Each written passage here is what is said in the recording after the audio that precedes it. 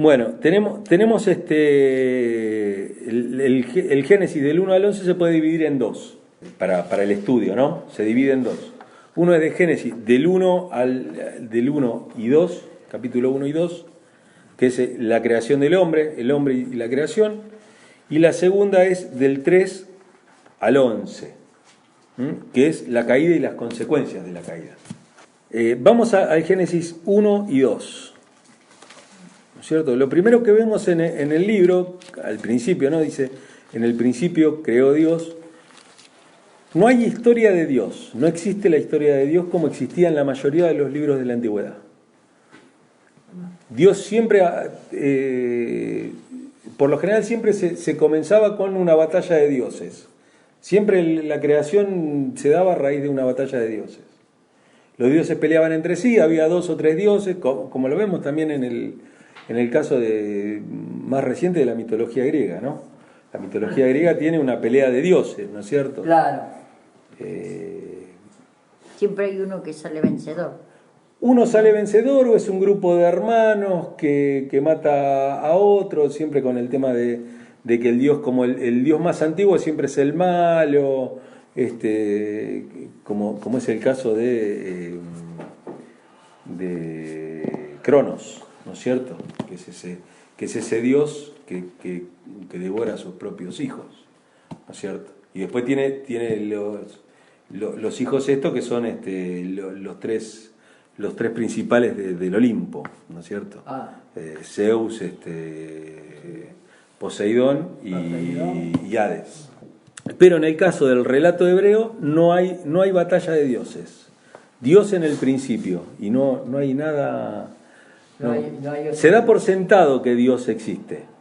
No es que hay que hablar sobre Dios o algo. No, directamente arranca con la presuposición. Tampoco hay una descripción de Dios, ni tampoco hay una presentación, ¿no es cierto? No se lo presenta a Dios con características. Dios será de esta manera, y Dios es así. No, tampoco. Dios no tiene características, Dios no tiene nada. Dios existe y ya está, a punto. No hay mucha. La creación del mundo es marcada como el punto de inicio donde Dios se da a conocer. O sea, antiguamente existía, pero a partir de ese punto Dios se da a conocer. Y bueno, y se van a separar en 2 relatos de creación.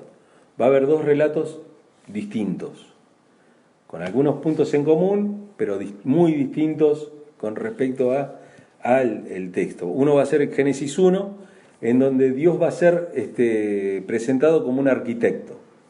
Va a tener un carácter muy universalista. Y el interés mayor va a ser de carácter cosmológico. O sea, Dios creando el universo. Y todo lo que en él existe. Todo lo que en él existe. O sea, todo lo que existe como creación de Dios. Va a ser bien amplio, por eso es universalista. Dios creando todo. Acá es donde se lo menciona a Dios como Elohim, por ejemplo, ¿no es cierto? Que es de carácter más general. El Dios de Israel, Yahvé, es más personal. Es un Dios más personal. Hay una apropiación de parte de Israel de Dios. Pero en los textos universalistas, Elohim. Que Elohim también es el nombre que se le da a los ángeles. Los ángeles se llaman Elohim, ¿no es cierto? El nombre que se le da a otros dioses, a otras divinidades, es Elohim también. Después... El capítulo 1 dijiste que tiene más carácter universalista. Universalista. Por ejemplo, no se ve a Dios tocando las cosas. Dios crea por medio de la palabra, no crea por medio de las manos. ¿Y la otra división? Porque dijiste que era 2 divisiones. Sí, estamos en la primera. No terminamos. Ay, perdón. Me está pateando por abajo de la mesa. No. Me dice, callate, ¿no ves que así no es? Me dice. Le tiré la pierna y lo pateé. Quería decirle algo por abajo. No, también Dios está impartiendo órdenes ahí en ese caso. Sí. En el 1. En el 1, Sí. todo el capítulo 1. También tiene forma de himno, ¿no es cierto? Tiene forma de verso. Sí. De verso. Es una canción, la canción del principio. Hay algunos libros y todo, y se la conoce como la canción del principio también. Hay otros libros que se llaman así. Hay muchos libros sobre el Génesis. Bueno, también dividido en 7 días, se repite el bosquejo de la creación, ¿no es cierto? De una creación a otra, de un día a otro, el texto es exactamente igual. Fíjense cómo arranca cada creación. Dijo Dios, Sí. y siempre vio que esto era bueno, y todo. Y fue la mañana y la tarde del día 1, y después pasamos al día 2, y después dijo Dios, tal cosa, y siempre la forma, la cadencia es exactamente igual. Ahora, acá, solo en el primer día, en todos los días dice lo mismo, y ya está aclarando que fue la tarde y la mañana de un día. Claro. Pero después, o sea, más acá, si buscamos, ahí recién creó la luna y el sol. ¿Y cómo era mañana y tarde del... Bueno, pero... ¿cierto? Claro, pero algunos dicen, no, pero lo que pasa es que la mañana y la tarde eran así, porque quieren mantener la teoría de los 6 días. Claro. La creación en 6 días. Y no, 6 días nuestros, va. no, pero tampoco entender que ni siquiera fue no quiere marcar las etapas. Claro. Porque ese texto lo que quiere recalcar es que el 7º día es sábado. Claro. Y que Dios descansó. Eso es lo que quiere marcar, porque son relatos que son propios de los sacerdotes y de la forma de vivir de Israel. Y no porque hayan sido así de esa manera. Son textos muy religiosos. Claro. Claro. Porque no ven el segundo día, dice, y fue la tarde y la mañana el día segundo. O sea, ponerse a pelear con Carl Sagan con respecto a la creación del universo o ponerse con Stephen Hawking es una estupidez, y decir ellos no saben nada, son unos necios, No. y la verdad la tiene la Biblia, porque la Biblia no tiene carácter científico. Claro. Porque no hay... Que contenga algo de ciencia o que quiera mostrar, pero es una ciencia arcaica de hace 2000 años. Porque tampoco pretende ser una verdad absoluta. Tampoco pretende ser esa verdad absoluta. Por fe que hay que creer. Sí. Porque si no, no puede ser un día, hay como ir a la prehistoria, 1.000 millones, que los mamó, que... No, yo he escuchado las teorías más estúpidas e infantiles sobre el tema de los dinosaurios. Sí. Y, ¿viste? O sea, hablaste con la vida ahí. Esta semana estuvimos hablando de eso. Bueno, claro, pero son la teoría de la evolución es una muy buena teoría, nada más que hay cosas que en el tema del principio también es igual que el de la Biblia, por fe. Claro. O sea, la teoría de la evolución se cree por fe también. ¿Y qué hacemos con los dinosaurios? Y pero encontraron los cosas, los fósiles. No hay mucho que decir con respecto a eso. ¿Qué le vas a decir? Ay, no, eso lo creó Satanás para poner una piedra de tropiezo al pueblo cristiano.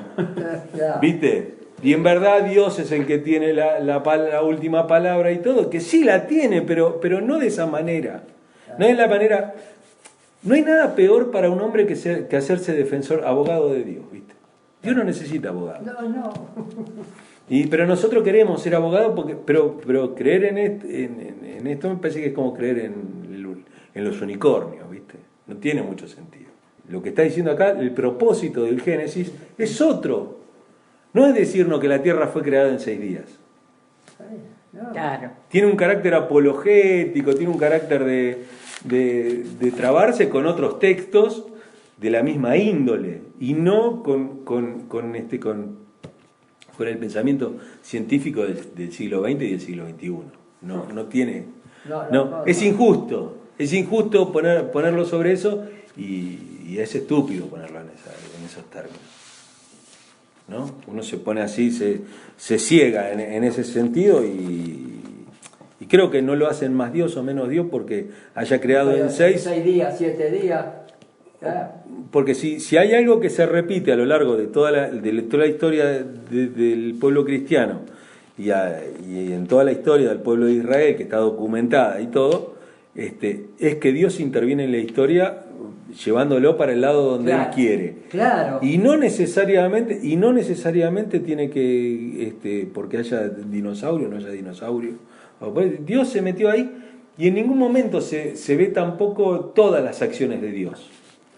No. Hay acciones de Dios que son muy, muy tajantes y que uno no las puede comprender en la profundidad que tiene. Y esas se creen por fe. Y esto es exactamente lo mismo. Esto en el principio creó Dios. ¿Cómo creó? Yo no sé, no tengo ni idea. ¿Viste? Si lo hizo por medio de la teoría de la evolución, pero la teoría de la evolución también tiene su parte de creencia por fe. También. Porque nunca se encontró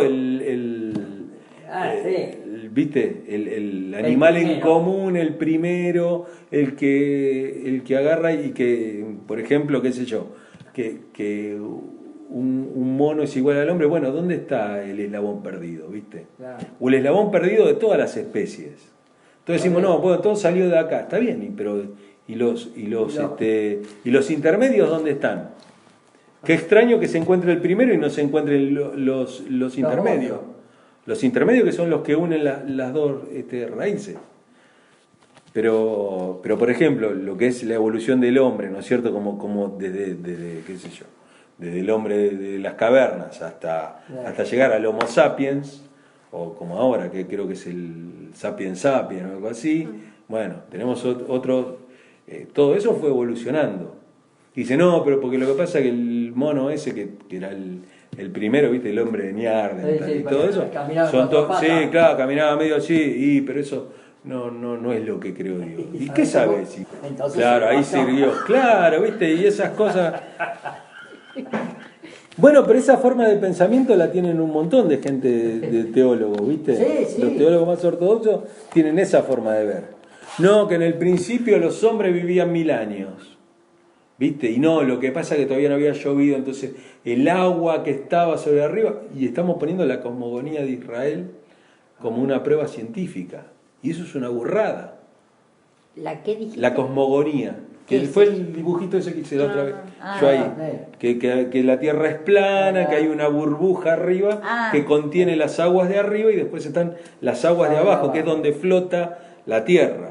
Entonces está esa forma de cosmogonía y nosotros decimos, bueno, lo que pasa es que como las aguas estaban todas arriba, todavía no había llovido.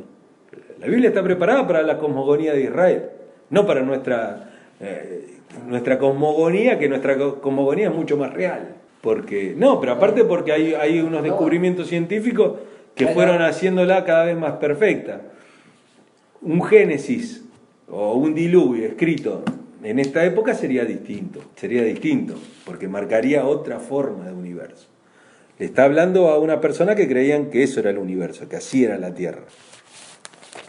Bueno, acá después en el documento van a tener la forma en la cual está escrito cada relato, ¿no es cierto? Dice, una introducción, dijo Dios, una orden, haya, el cumplimiento de la orden, Dios separó, nombramiento de lo creado, llamó Dios, bendición de lo creado, Dios los bendijo, aprobación de lo creado, vio Dios que era bueno, y el ordenamiento en el tiempo.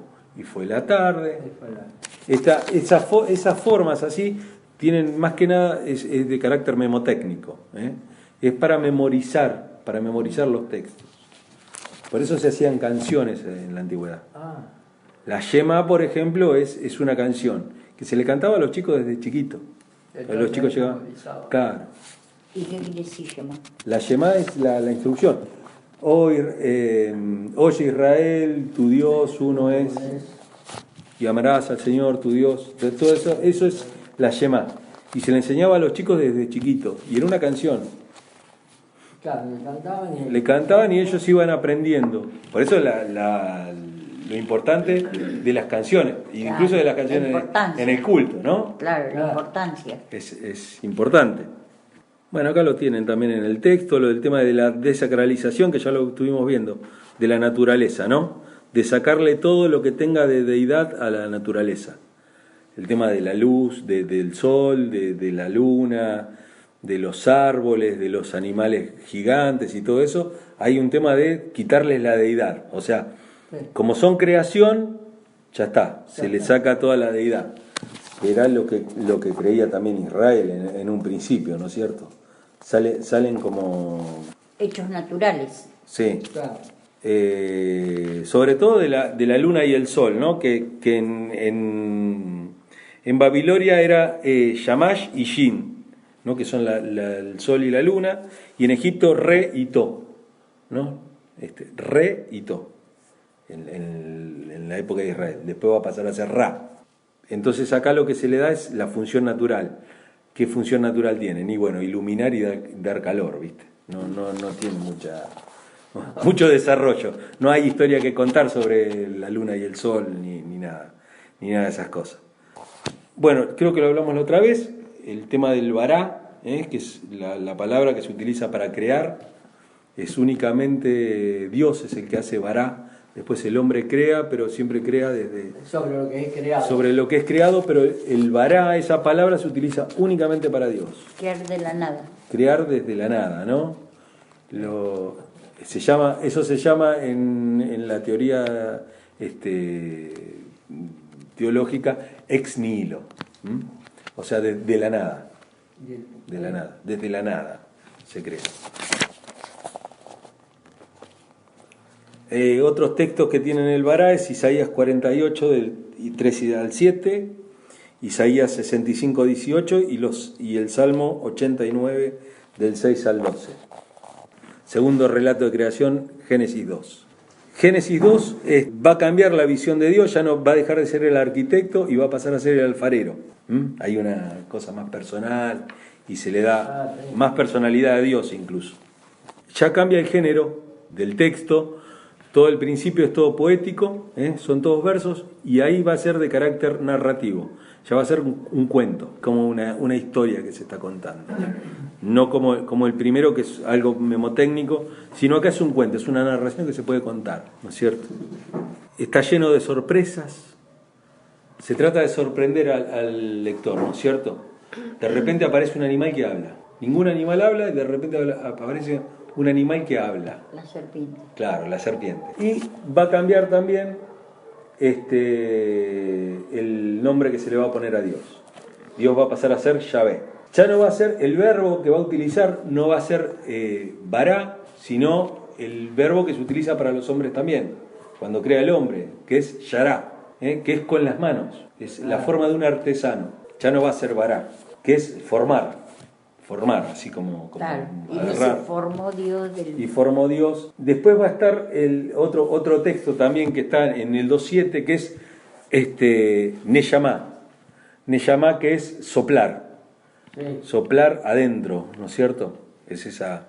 sí. Pero tiene que ver con estar cara a cara con Dios, de mirarse, y es la misma palabra que es para beso, para un beso en la boca. Habla de intimidad y todo eso. Va a haber también imágenes antropomórficas, imágenes de hombre, donde Dios va a tener la forma como de un hombre y va a tener actitudes de hombre, ¿no es cierto? Esta cosa de hablar con las criaturas y de comunicarse, cosa que no está en el primero. En la primera son órdenes. El primer capítulo son órdenes, acá Dios habla con la creación, se presenta, está... hay una comunicación continua, ¿no es cierto? Cosa que en el primer texto no hay nada. Dentro de esa palabra de formar también es como que Dios se está inclinando hacia la tierra y está creando un hombre. De paso, hay un libro de Robert Graves que habla sobre la mitología hebrea.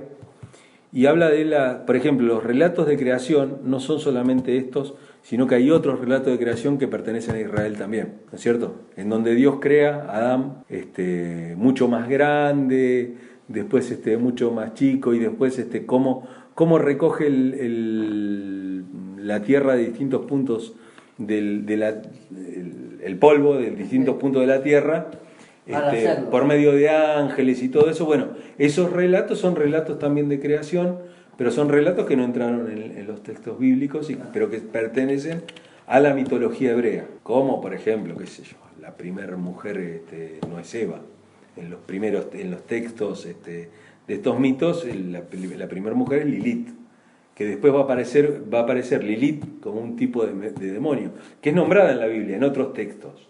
Pero la historia de Lilith es que es la primera mujer y la mujer se fue, qué sé yo, después va a aparecer. Encontró otro. Después, claro, bueno, pero ahí tenés esos relatos en los cuales vemos que no está tan formado y que pasan a ser la mitología. Lo mismo que, no sé si vieron, hay otras, dentro de los personajes de las mitologías, está el golem, que es un monstruo judío, que se crea con tierra, uno lo crea con tierra así, y sangre, no sé qué se le pone a la tierra, o una cosa así era más o menos, no me acuerdo mucho, y lo que sí se le pone un papelito enrollado con lo que uno quiere que haga en la boca, y ese golem cobra vida y hace. Es una forma también, pero tiene que ver con la creación en Los Simpsons se ve una vez ese capítulo.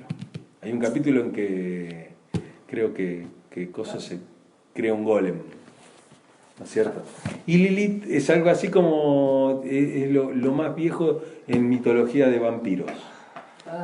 Miren ustedes, los vampiros aparecen también en la mitología hebrea por medio de Lilith, ¿no es cierto? No eran tan mansos los. No, tenían un montón de textos. Yo sabés que estoy pensando, Sí. que si el Génesis, que más o menos es entendible, cuando lleguemos al Apocalipsis, no quiero ni pensar. No, pero el Apocalipsis es bastante fácil, no es tan complicado. Lo más difícil es separar distintas cosas, porque hay distintas teorías. Nosotros como bautistas traemos todo el peso de un texto ya armado, de esos dibujitos así bien marcados, que acá está la cruz. Claro, ¿viste? Esos dibujitos que se hacen siempre, y eso es lo que se enseña generalmente. Pero después uno ve que hay un montón de textos y bueno, hay distintas posturas. Y cuando uno la ve, por lo general, las posturas se empiezan a cambiar. Ya es más amilenialista, ya no cree tanto en el milenio y en todo eso, sino que lo cree como algo histórico y como etapas de la historia que van surgiendo. Pero no, estamos en el Génesis. Ya vamos a llegar. Ya vamos a llegar. Estamos con Adán y Eva. Estamos con Adán y Eva. Todavía no apareció Eva. Fíjense que también en el segundo relato como que todo gira alrededor del hombre. Todo gira como un centro de creación al hombre, y en cambio en la otra es como la culminación de la creación, en el Génesis 1, ¿no es cierto? Termina con eso. Bueno, el huerto también aparece ahí, cosa que no aparece en el capítulo 1, que es Gan, en este caso, ¿no es cierto? Es un lugar de trabajo y está creado para la realización del hombre, ¿no es cierto? Un lugar donde está. Y ese se calcula que estaba ahí en la media luna fértil, ¿o no? Sí, está ahí entre medio del Éufrates y del Tigris. Claro. Ahí entre medio, con algunos, lo que pasa que uno dice, había cuatro ríos, Sí. dice Sí. ahí el texto. Sí. Pero el tema es que hay algunos que son brazos del mismo río. Lo que pasa que al no entender una geografía muy larga, no hay cartografía, no hay mapas satelitales que ven dónde están los ríos aparecen por cualquier lado, y para uno son dos. Son dos ríos, y es el mismo río. Pero el Tigris y el Éufrates O sea, permanecieron el tiempo, ¿no? El nombre, nunca lo cambiaron. Hasta ahora. No, el Tigris sí, el Tigris por ejemplo cambió varias veces, ¿no? Al hombre y a la mujer. ¿En el 1? ¿Sí? Sí, pero empieza de vuelta el relato. Claro, es como ampliar cómo hizo para crearlo. Sí, son dos textos muy distintos. Y en el segundo viene a decir ya como explicando cómo lo hizo al hombre y cómo hizo a la mujer. Porque en el primero dice, bueno, hizo el hombre o la mujer para que tenga todo esto. En el segundo dice, bueno, vamos a ver cómo lo hizo. Sí, es como una ampliación. Claro. Es más, en el 27, en el 1.27 dice, y creó Dios al hombre a su imagen, creó, Varón y hembra los creó. Vamos a ver más en profundidad Génesis acá. Porque acá también hay dos cosas. En el 1 no le dice que en el huerto no pueden comer del árbol de la... No, después sí. Ahí. No está el huerto, ni siquiera está el huerto. Segundo. No está el huerto en el 1, en el capítulo. No, después. Para ver, porque hay algunas palabras, pero eso cuando veamos el libro de Génesis en profundidad, que en algún momento lo vamos a ver, esto es un panorama, medio así, hay un montón de cosas que pasamos de largo, pero por ejemplo, ese texto que dice, y la tierra está desordenada y vacía, es un texto bastante elocuente, porque es tohu babohu, que es ese desordenado y vacío, y son dos dioses también, el desordenado y vacío. Y está en muchos otros textos también, ese tohu babohu, ¿no es cierto? Bien, después otra de las formas de contarlo, ya vimos dos formas de contarlo, otra de las formas de contarlo es contando las historias del Antiguo Oriente. El Antiguo Oriente, hay otros relatos de creación. Acá en este texto están, y hay muchos otros, o pueden ser un poquito más extensos, se pueden hablar. Si ustedes después, yo diría que no, porque es bastante pesado, y eso se ve más que nada, lo vamos a ver cuando veamos Génesis, el libro del Génesis. Más ahí sí les doy los textos de el Enuma Elis, que es el canto ese babilónico, que es del poema del dios Marduk, que es ese, y ahí es donde va a aparecer también esta cosa de las aguas de arriba y las aguas de abajo, y el tema de las aguas como caos para las personas, ¿no? Después va a estar el Atrahasis, que es otro texto acadio también, que habla de la historia de la creación, ¿no es cierto? Todo esto después va a estar mezclado todo en el Génesis hebreo, porque el Génesis hebreo es mucho más reciente, es mucho más nuevo que esos textos que son mucho más viejos. Ese es el tema, ¿no es cierto? No es que ellos se copiaron del texto del Génesis, como generalmente uno dice, sino que es al revés. El Génesis es tomado de esos textos y tiene un carácter apologético. O sea, la apología es, la apologética lo que hace es luchar en contra, luchar a favor de la fe, no sé, defendiendo la fe que uno tiene. Y por eso se hacen textos, y eso incluso es una materia que se da, ¿no es cierto? Que es para defender la fe. Hoy ya no tiene casi, no se utiliza, pero hay algunos que todavía la siguen estudiando, sobre todo se centran en 2 o 3 textos, que son, por ejemplo, la historia de Jesús, ¿no es cierto? El tema de la muerte y resurrección, esos textos. Eso todavía sí está. Sí, está. Jesús está marcado ya como un personaje histórico que existió, o sea, está marcado porque hay muchos textos que no son la Biblia, de los cuales se habla de eso, pero por ejemplo el tema de Moisés, del Éxodo, y esos textos son los que se utilizan para hacer apologética, y lo mismo que el Génesis. Pero el Génesis está agarrado de los pelos, ¿viste? Porque el tema de la creación en 6 días y todas esas cosas es para pegarle piña a la pared nada más, no tiene... Empezó el comienzo, te hace una narrativa así. Muy buena narrativa tiene la película de Noé.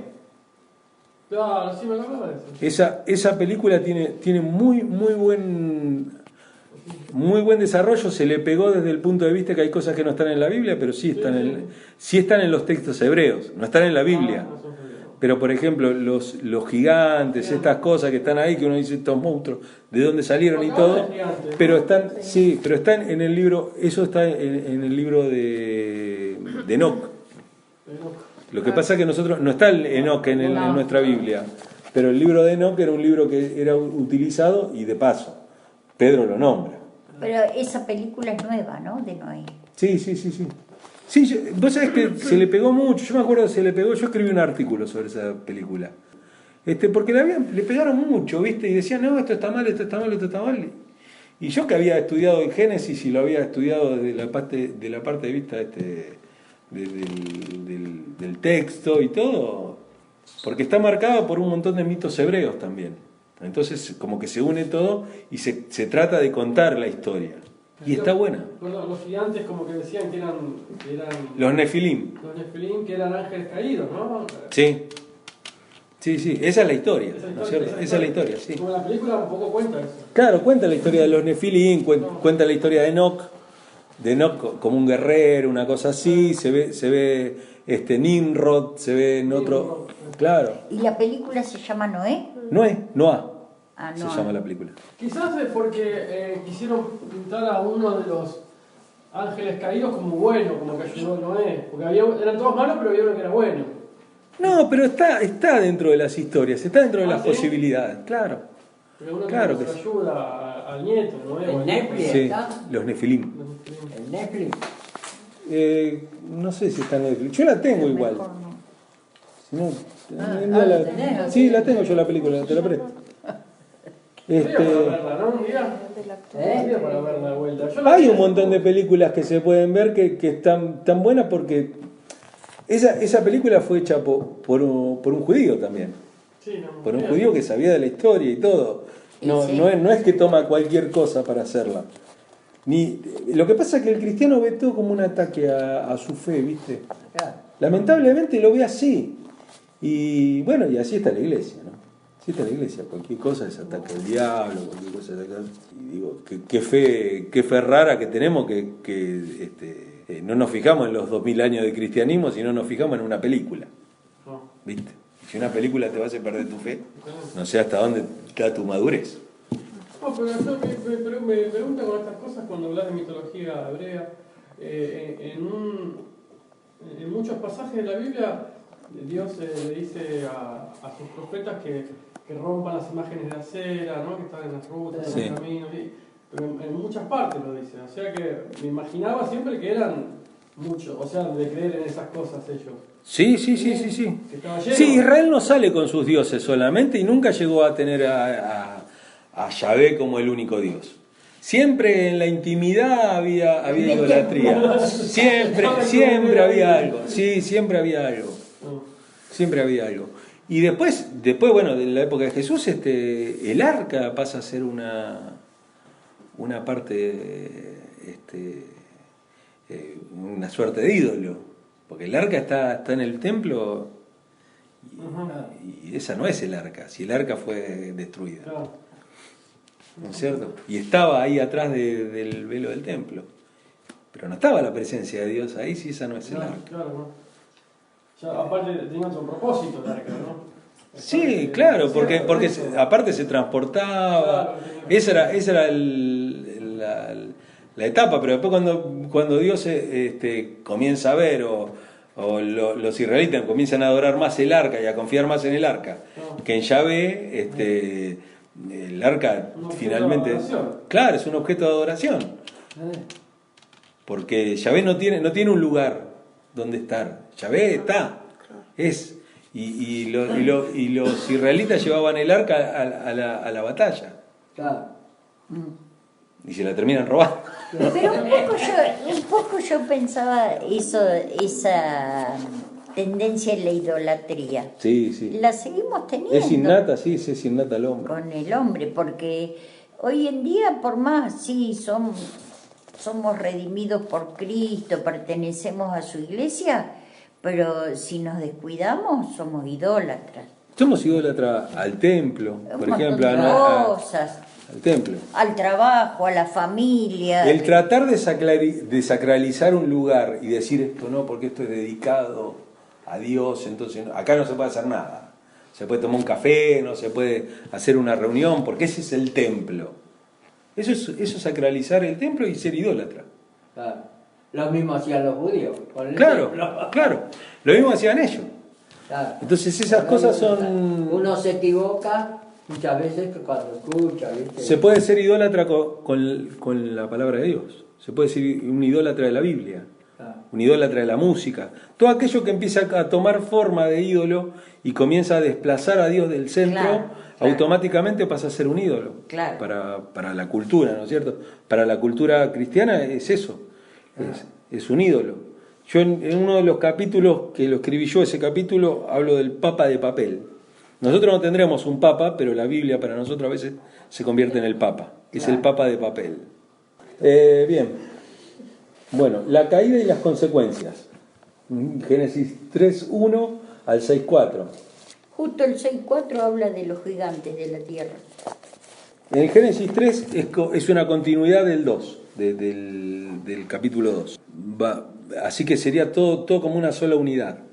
Si a alguien no se le hubiera ocurrido ponerle los números de capítulo y versículo, esa sería otra unidad. ¿No es cierto? Ahí habría como un punto y aparte y seguiría todo, el 2 y el 3, todo junto. Lo único que nunca pude comprender, pero bueno, nunca pregunté, pero ¿por qué dice que los hijos de Dios llegaron a los hijos de los hombres? En el 6. Yo tampoco, no tengo mucha idea. No sé No, es que son textos, es un texto narrativo y son mitos. ¿Y cuáles eran las mujeres? Claro, y bueno, es parte de la mitología. Sí. Bueno, acá el mal no está entendido como lo tenemos nosotros, con un personaje que encarna el mal, sino que el mal es la desconfianza hacia Dios acá. Lo central acá del mal es la falta de fe. Siempre es lo mismo, siempre el mal es lo mismo. Siempre es esa desconfianza hacia Dios y esa segunda voluntad, que tiene que ver con el espíritu del hombre, con la naturaleza, nuestra naturaleza pecadora, ¿no? Contradictorio. Sí, es malo en esa época es la falta de fe. La falta de fe. Sí. Acá estaba, en el 5 empieza con el libro de las generaciones de Adán. Ahí comienza... Claro, ahí comienza toda otra historia. Por ejemplo, la serpiente va a hacer un juego de palabras con el texto, por ejemplo, de lo que le dice Dios. Dios le dice, de cierto morirás, que es Mot Tamut, y la serpiente le dice, lo Mot Tamut, que es El 3.15 estás hablando. Sí. En manera alguna morirás. Ese es el texto. La serpiente le dice a Dios. No, al hombre. Dios le dijo al hombre, Mot Tamut, y la serpiente le hace un juego de palabras, que en hebreo es un juego de palabras, es lo Mot Tamut, claro. que es acá lo tengo. En manera alguna morirás. La serpiente le dice al La hombre. serpiente le dice al hombre. O sea, no morirás, eso es. Sí. No morirás, sino que ciertamente. Sí. Y después tiene la promesa que después va a adquirir mucha fuerza, que seréis como dioses. Claro. ¿No es cierto? Eso va en el Génesis va a ser muy marcado, ¿no es cierto? Porque en el Génesis tenemos la historia de después de Caín, tenemos la historia de que no me acuerdo cómo se llama. ¿De Babel? Deshice el bolso y agarré lo que tenía. Bueno, para la clase que viene ya lo vemos, porque vamos a ver ahí el final. Sí. Y ahí habla de una creación colectiva. Claro. Ahí habla de una creación colectiva, donde el hombre no es... Adán es la representación de esa creación colectiva.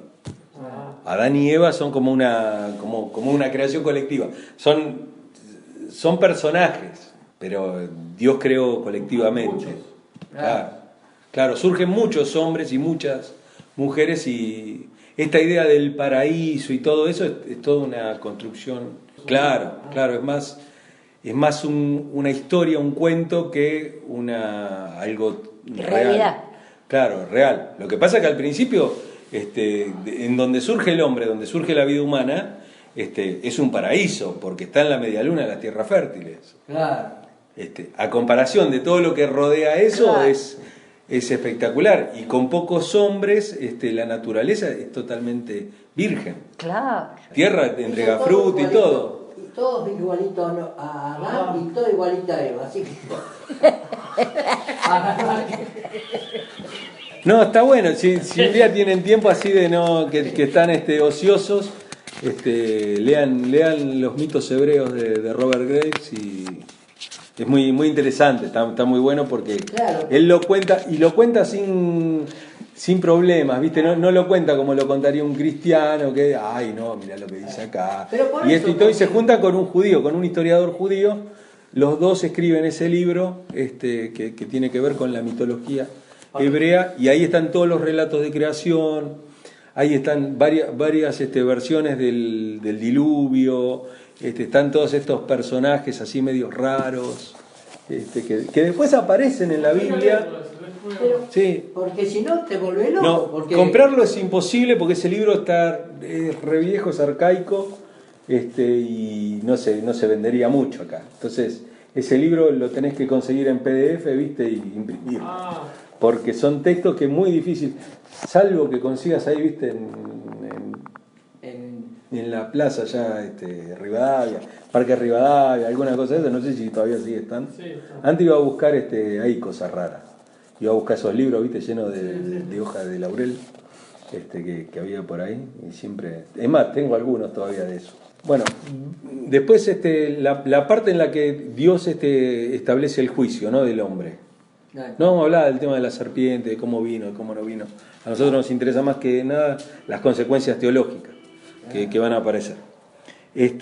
Bueno, Dios va a hacer, la imagen es la de un tribunal que está reunido como si fuera para un juicio, y va a estar Dios sentado ahí y va a haber él va a actuar y va a dar la sentencia a cada uno, ¿no es cierto? Y entonces tenemos 4 tipos de rupturas, ¿no es cierto? La ruptura teológica, ¿no es cierto?, que va a alejar al hombre de Dios.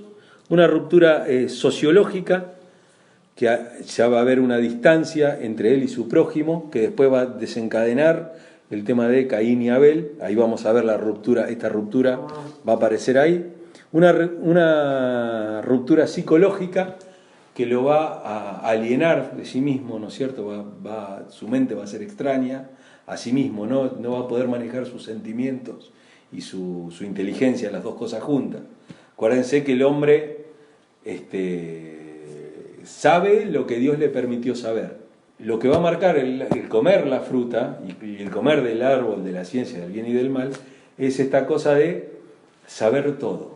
Esto es como si yo te dijera, bueno, a partir de ahora te las vas a saber todas. Como que antes el conocimiento era más general y ahora es bien puntual y bien amplio, ¿no es cierto? Todo ahí. Y eso obviamente provoca esa ruptura, ¿no?, entre las emociones y lo que uno conoce, y el mal, y no saber distinguir. Sí se sabe distinguir qué es lo malo y qué es lo bueno, pero en esa gran amplitud, hasta dónde, cuál es el límite de lo bueno y lo malo, ¿no? Eso es los egoísmos, ¿no? Claro, esa alienación consigo mismo trae un problema. Pues si vos me dijeras el hombre solo, el hombre que está solo está bien porque está bien con él y todo. Fíjate que casi todas esas religiones muy New Age y todo tratan de que el hombre se reencuentre consigo mismo, ¿no es cierto? Habla de buscar ese yo, interior, ese ser interior muy marcado, que habita en cada uno de nosotros, y tratar de sentirnos. ¿Qué es lo que te dicen todos? Te tenés que sentir bien con vos mismo. Bueno, la palabra de Dios dice, ama a tu prójimo como a ti mismo. Claro. Tienes que empezar amándote. Bueno, pero si uno no se puede amar a sí mismo, o sea, el hombre... amar al prójimo. Por eso, esa es la ruptura que provoca de la forma psicológica. Y después hay una ruptura ecológica, ¿no es cierto? Claro. Una ruptura con el medio ambiente, Claro. Ahí está. ¿no es cierto? Lo convierte en enemigo del mundo que habita. Y el mundo obviamente se defiende. Que no va a ser como en el principio, que la tierra le daba su fruto, sino que ahora te va a devolver Los según terrenos lo que vos agotados. trabajes. claro. Las hojas.